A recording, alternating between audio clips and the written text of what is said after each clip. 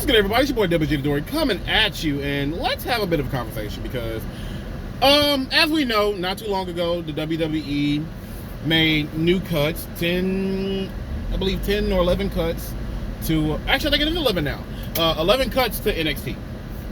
So the main roster most likely is pretty steady with not many more major cuts coming, I presume. But NXT, it's still crazy because I know they're progressing with this NXT 2.0 thing, and personally, it is a lesser product than NXT Classic. I'm sorry, but like some of the cuts, I feel like they really fucked up on. Now, except for the ones who decided that they weren't gonna re-sign, and that's, you know, their business. If they got cut early, then square business. But wow, so far I can think of two people that were really set to be getting the fuck out of here, which was Dakota Kai and Malcolm Bivens. They had no plans of resigning, and I doubt that there were going to be any significant plans of bringing them up to the main roster. Okay, that's cool. But why did y'all get rid of Persia Pirotta and Dexter fucking Lumis? I do not understand why that was the case. Hell, why didn't they cut Roderick Strong? We know why they didn't want to cut Roderick Strong, but like, dude, y'all took the Diamond Mine away. Y'all have no real focus on managers. Y'all let managers basically be almost worthless, except for the select lucky few. Dexter Lumis was a more or less set character. Like, his thing is, you know, he's kind of like damn near a serial killer. Or at the very least, he's just a creepy stalker. And he would work on the main roster as just a random guy that's in the background shots. He has a great physique, damn good look. He's solid in the ring. Honestly, fitting that WWE style. He's not indie-rific. He wrestles a nice, tight style. I don't understand it. And Persia Pirotta, matter of fact, Persia Pirotta and Dexter Lumis had things going on with Index. Like, you got Index, you had Persia and Indy Hartwell, you know, doing their thing. I think they were feuding. Like, I don't comprehend it.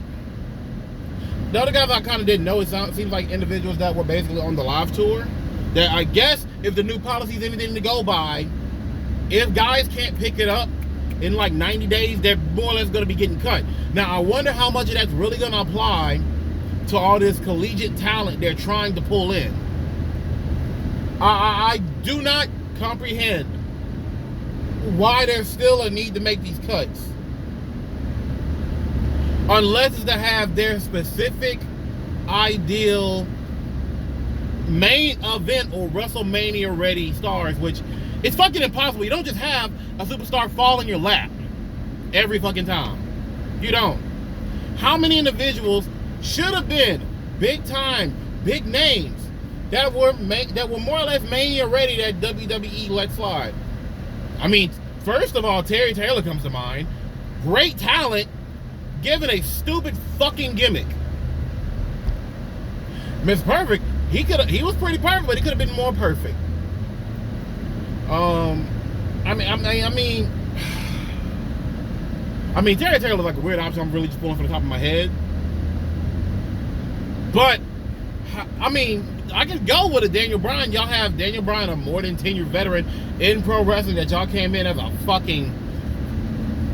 noob, a fucking scrub, when he was more experienced than the goddamn Miz, but he was being mentored by the Miz. Wow. I'm fucking sorry, boys, but the Fed is a lot of them out. And then I believe I just heard today they just released Candice LeRae. Candice LeRae is a free agent now. Candice LeRae just had a baby. Congratulations to her and Johnny Gargano's blessings. I don't know if this has anything to do with Johnny may or may not be coming back. Honestly, I felt like Indy was a solid veteran. I mean, not Indy. Fucking Candice is a solid veteran talent that damn sure could be fine on the main roster. And if what I'm hearing from, you know, Athena, the former Ember Moon, about them wanting their women to be in more sexy outfits, then I'm just like, I'm being lost on it, because what was making WWE's women's division wasn't the sexiness of the women's division, although their ladies are sexy, but honestly, it was really the in-ring work that does it. And Persia Pirotta was solid, like pretty damn solid. What the fuck are y'all doing? What are y'all really doing? Now, me, I love independent, I love professional wrestling. I'm going to stop saying indie, I'm going to say pro wrestling. Only time I apply for indie is if I'm really talking about bottom tier talent and shows, because there are majors, there are global majors. WWE is a global major, NJP is a global major, AEW is a major that is set to go global. WxW in Germany, a number of the UK companies that are still sticking it out in the round that are majors, although maybe not, you know, maybe not that. I mean, CMLL, AAA, majors, like, oh God, I still count All Japan as majors. DDT is there with major, because especially now that, you know, they're under the same umbrella as Noah, and Noah for sure. Like, I'm not like, it's me just trying to name major shit, because I want all you motherfuckers who are fans of the Fed to understand there is wrestling outside of the Fed. Enjoy it, watch it, give it a try. I'm not even saying AEW. I'm not even gonna say Ring of Honor, because I'm a fan of pro wrestling. I'm a fan of wrestling. I'm not a fan of the over-the-top storylines. Like, the best storylines they have are more or less rooted and grounded. Yeah, some of the fun shit can be good, but it hasn't been like that since the 90s, when it was all around. The mid-2000s was probably the last best shit of when, you know, a lot of the lower shit was great. Again, I can't speak on the 2010s because I wasn't here. But, God, we're still cutting talent now. Dexter Lumis is just going to go back to being Sam Shaw. I'm curious if he's going to make it go, if he's going to do work with the NWF. He'll probably end up going to Impact. So I know he's solid. Dakota Kai, I can see getting picked up by an AEW, or, you know, possibly try to bring in to go with Ring of Honor. I definitely could see. Now Malcolm Bivens does comedy, which is awesome. You know, he has a thing outside. Maybe he should have been teaming up with that boy Ziggles a little bit more, but whatever. I know everywhere, managers are still wanted and appreciated, and we need good managers. And Malcolm Bivens was a good manager. Could have been. He really had something. I was with him. I was with the Diamond Mine. Now, when the fuck are y'all gonna let go of my man's Roderick Strong, so the Undisputed Elites can be complete? I did it, but no, for real though.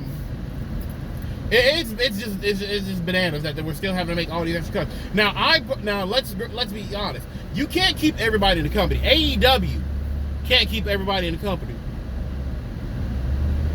And to be honest, what I'm looking forward to is when we can have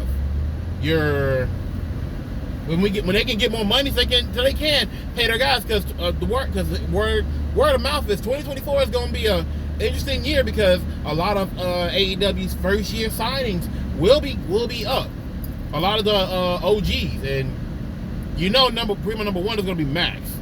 If the Fed wants anybody, they want Max, and they will drop coin for Max. I don't necessarily like it, but you know, it's business. But it's gonna be when the contract's up. And you know what? I know Tony Khan's not an idiot. I know he knows what he has with that boy Maxwell. Honestly, I see Maxwell getting the title run probably the year. And if anything, if CM Punk does pull his win, and CM Punk goes on a nice stretch run with the belt, I can see him dropping the strap to Max. it'll be a solidifier for Max. Max most definitely, before he even leaves AEW, needs to have that belt around his waist. I don't care if he does go to the Fed. I need Max as AEW champ before he goes off to the Fed. Now then, what do I think? Well, I already said what I think. I mean, like I said, some of these cuts will be okay. Other guys are probably going to have to put in some bumps and grinds, but I know it'll be good. The wrestling economy is getting a bit healthier again. We're getting returned to shows, the Masters tour. So I'm hoping, I'm hoping for success for all those future talents and wrestlers to all, be able to do their thing. But I'm not gonna just say, hey, it's all okay, right? Because it is still a shitty situation.